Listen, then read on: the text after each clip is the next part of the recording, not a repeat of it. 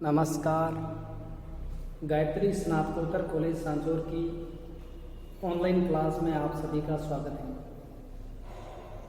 प्रिय विद्यार्थियों, आज हम कक्षा बीए पार्ट फर्स्ट में नवपाषाण काल में भाग 2 का अध्ययन करेंगे। कल तक के वीडियो में हमने नवपाषाण काल के मानव के बारे में, नवपाषाण कालीन मानव के व्यवसाय के बारे में, उसके निवास के बारे में, उसके द्वारा उपयोग किए जाने वाले बर्तन व औजारों के बारे में अध्ययन किया था। आज हम नवपाषाण काल के मानव के भोजन आदि के बारे में अध्ययन है वो करते हैं। तो देखिए, पुरापाषाण काल में मानव मृत पशुओं को खाता था। मध्यपाषाण काल में मानव पशुओं का शिकार कर उसे खाने लगा। और नवपाषाण काल तक आते आते मानव ने भोजन में पशुओं को मारकर अग्नि में पकाकर खाना सीख लिया था। इसके अलावा मानव ने अग्नि का उपयोग करना शुरू कर दिया था। शुरुआत में शायद मानव ने जंगल में लगी आग को देखा होगा और उसके आधार पर उसने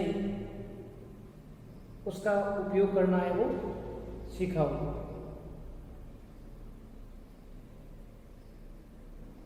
पत्थर या लकड़ी को रगड़ने से अग्नि उत्पन्न हुई होगी और मनुष्य ने इस अग्नि का उपयोग भोजन पकाने में भी किया होगा।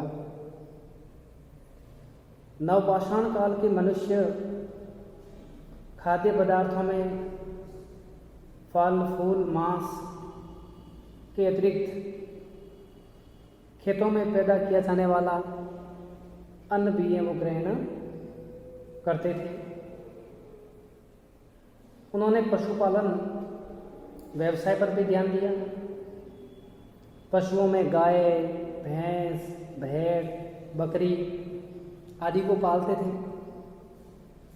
इससे उन्हें मांस, दूध, दही आदि प्राप्त होता था।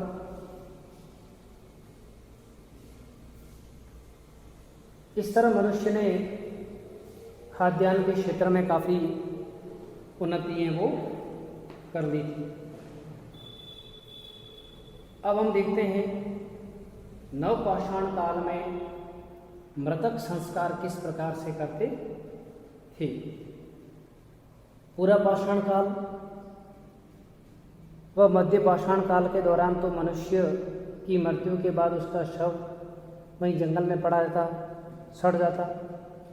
लेकिन नवपाषाण काल आते आते मृतक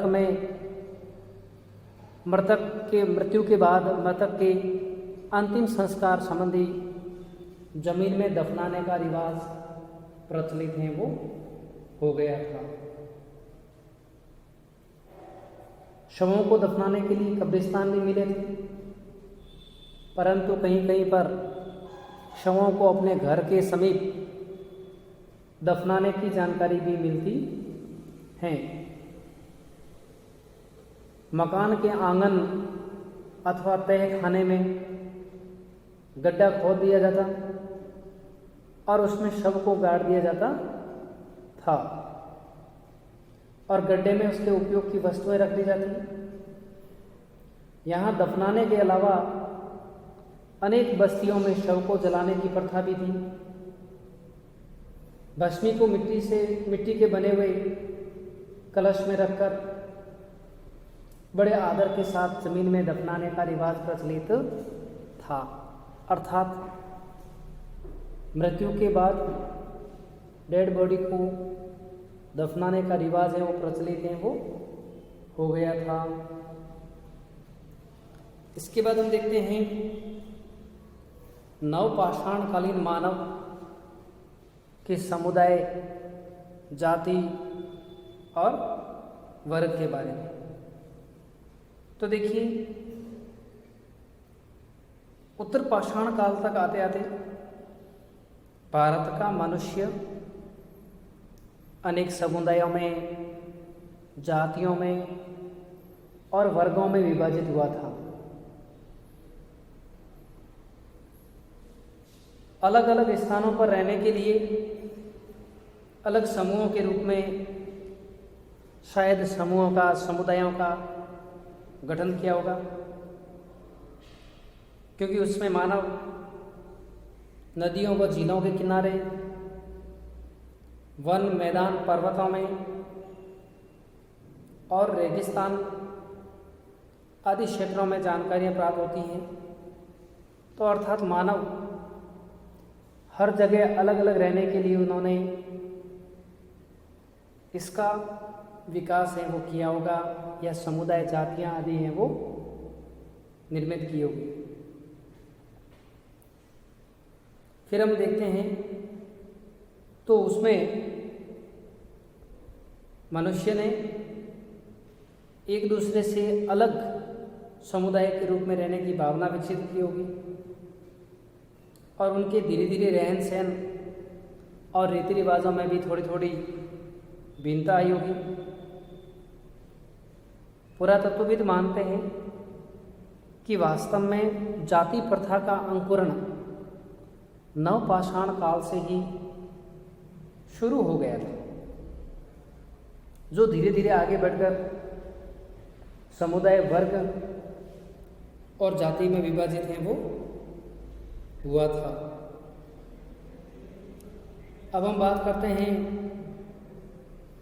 नवपाषाण काल के पारिवारिक जीवन की। तो देखिए, इस नए युग के निर्माण में स्त्रियों की महत्वपूर्ण भूमिका थी। खेती का बहुत सा काम, गेहूँ पीसने का काम, खाना बनाने का काम, सूत काटने का काम, कपड़ा बुनने का, बर्तनों बनाने में, ऐसे कई कार्य थे जिसमें पुरुषों की बजाय स्त्रियों का अहम योगदान है वो रहता था।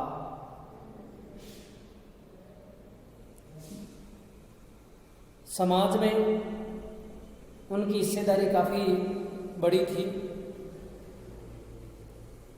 पुरुषों का मुख्य दायित्व फसलों की रक्षा करना, शिकार करना, पशुपालन करना आदि कार्य थे। और उस समय हल के आविष्कार से जुताई कार्य में भी काफ़ी समृद्धि हुई थी और कृषि कार्य अकेले पुरुष नहीं कर सकते थे। इस कारण इसमें स्त्रियों का भी योगदान है वो शुरू हुआ था। पशुपालन और खेती के व्यवसाय में मानव को बड़े परिवार में रहने के लिए बाध्य किया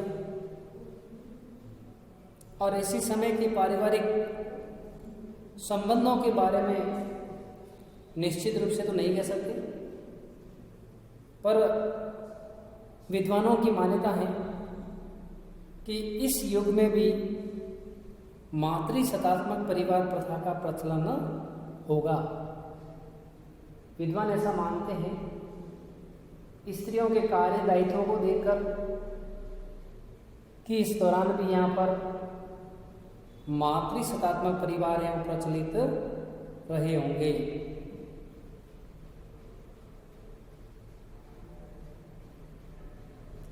इस युग के अंतिम काल में विवाह की नियमित प्रथा का सूत्रपात भी हो गया और इसके बाद पति, पत्नी, माता, पिता, भाई, बहन जैसे संबंध भी प्रगाढ़ होने लगे। परिवार के प्रति समर्पण का भाव दिखने लगा ऐसे और भी कई चीज़ें सामने आई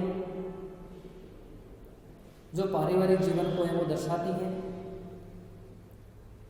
परिवार को चलाने के लिए परिवार का मुखिया महत्वपूर्ण होता था,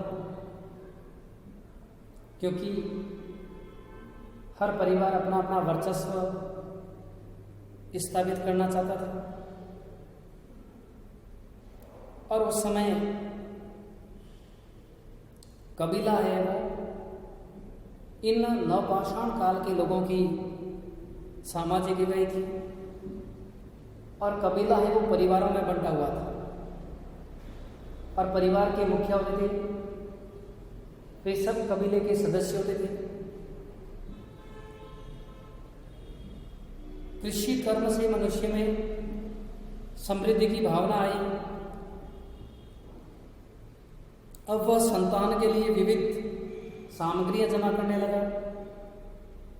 इससे संपत्ति और परिवार के प्रति प्रेम उत्पन्न हुआ। मनुष्यों में व्यक्तिगत संपत्ति की भावना का विकास हुआ, और इसी के साथ कृषि और संपत्ति की सुरक्षा की आवश्यकता अनुभव हुई, और मुखिया का आविर्भाव है वो हुआ था। अनेक समाजशास्त्रियों की मान्यता है कि इसी से कालांतर में राज्य और राजा की भावना का भी उदय हुआ था। तो हम समझ सकते हैं कि नवपाषाण काल में पारिवारिक जीवन है वो शुरू हो गया था। परिवार मुखी कहीं बन गया था, और मुखिया परिवार का संचालन है वो करते थे। अब हम बात करते हैं धार्मिक जीवन के बारे में। तो उत्तर पाषाण युग के मानव ने धार्मिक जीवन में भी कुछ कदम बढ़ाए। विद्वानों का मानना है कि तत्कालीन मनुष्य में धर्म, अंधविश्वास और अनुष्ठान की भावनाओं का बीजारोपण हो गया था। जीवन की आधी व्याधि और नश्वरता ने मनुष्य की कल्पना को जागृत किया, और उनमें दानवी और देवी कल्पना होने लग गई थी। इस काल में मनुष्य भौतिक पदार्थों में एक प्रकार की जीवन शक्ति का अनुभव करने लगा था। उसे एक अदृश्य सत्ता का ज्ञान होने लगा था। वह जीवन मरण के चक्र को इससे जोड़कर समझने लगा था। इस कारण नवपाषाण युग का मनुष्य पूर्व पाषाण काल मनुष्य की भांति मृतकों की शव वन्य पशुओं के निमित्त नहीं छोड़ देता था, अपितु उन्हें जमीन में दफनाने का कार्य है वो करता था, और उन पर कब्रनुमा आकृति बनाते थे। मृतक व्यक्ति के साथ पत्थर की व अन्य कुछ वस्तुएं भी कर्मकांड के रूप में दफनाई जाती थी। इस तरह पता लगता है कि नवपाषाण काल का मनुष्य किसी न किसी रूप से धर्म से अवश्य जुड़ा हुआ था। नवपाषाण काल का मनुष्य मातृ देवता का उपासक था।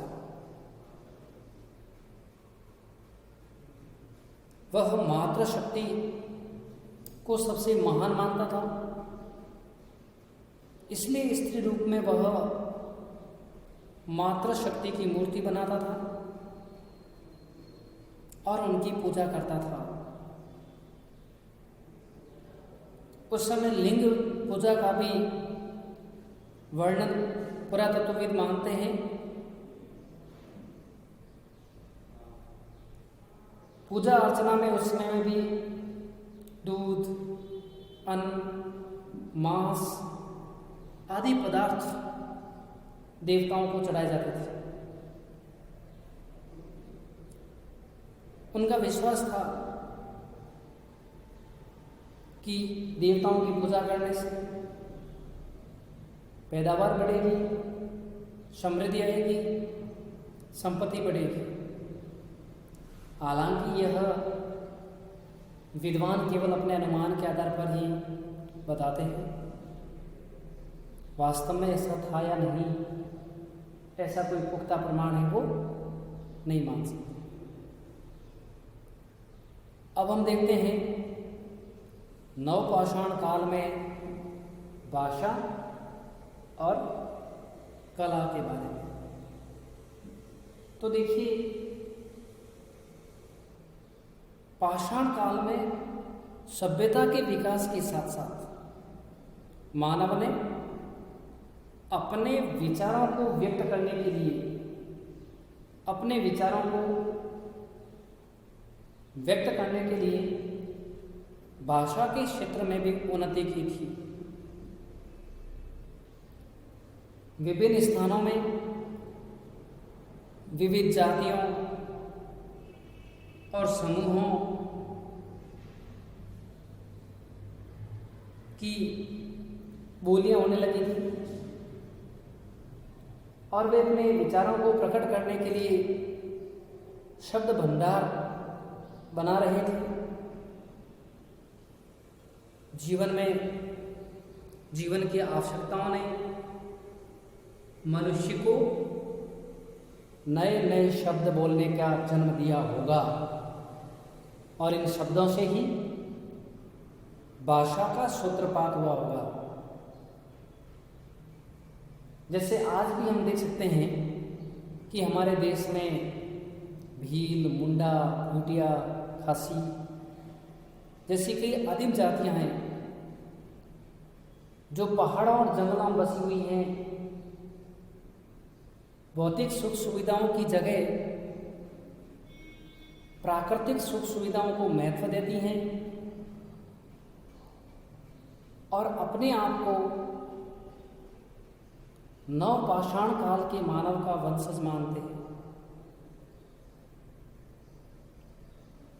इस युग की कला विशेषकर मिट्टी के बर्तनों पर मिलती हैं। उनकी कलात्मक क्षमता का परिचय न केवल मिट्टी के बर्तनों तथा आभूषणों के नमूनों में प्राप्त होता है, बल्कि उस समय मनुष्य ने जो शिला, पर्वतों की कंदराओं की दीवारों में जो आखेट व नृत्य के दृश्य चित्रित किए थे, वह उनकी भाषा कला को भी दर्शाता है।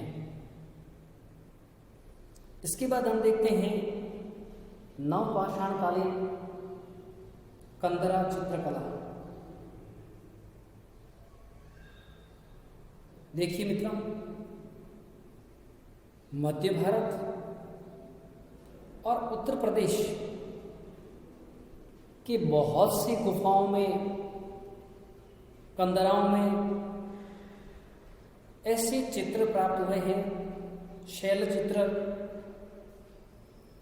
जिनके आधार पर पुरातत्वविद ने इनका आकलन नवपाषाणकालीन किया है। कंदरा चित्रकला के प्रमुख केंद्रों में महादेव की पहाड़ियाँ, पंचमढ़ी, मिर्जापुर जिले के सोन नदी घाटी, उत्तर प्रदेश के माणिकपुर के क्षेत्र में आज भी हम उस समय के मानव के कई शैल चित्रों को देख सकते हैं। इन कंदराओं में पशु चित्रों की बाहुल्यता है। किसी चित्र में वन्य पशु अंकित किए गए हैं तो कहीं पालतू पशु, कहीं उनके आखेट का चित्रण है तो कहीं चरवाहे के चरवाहा दर्शाया। पशुओं में विशेष तौर से हाथी, तेंदुआ, चित्ता, सुअर, हिरण आदि के चित्र मिले हैं। इस तरह के चित्रों को विद्वानों ने 6वीं से 10वीं शताब्दी के मध्य माना है और इस तरह मान सकते हैं कि पूर्व पाषाण काल से लेकर नवपाषाण काल तक मानव ने बहुत कुछ विकास कर दिया था और वह निरंतर विकास की राह पर आगे बढ़ रहा था। अगले वीडियो में हम नवपाषाणकालीन ताम्र संस्कृतियों का अध्ययन है वो करेंगे। Thank you.